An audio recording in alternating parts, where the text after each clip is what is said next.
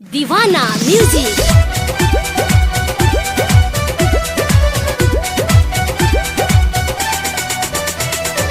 Music by Ramu Rajpuri.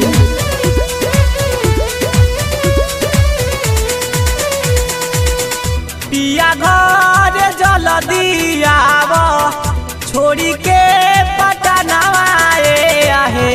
पिया घर जल्दी आव छोड़ी के पटनावा आहे।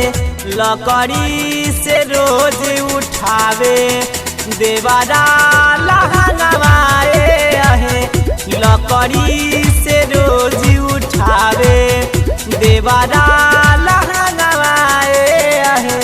पिया घर जल्दी आव छोड़ी के पटनावा आहे।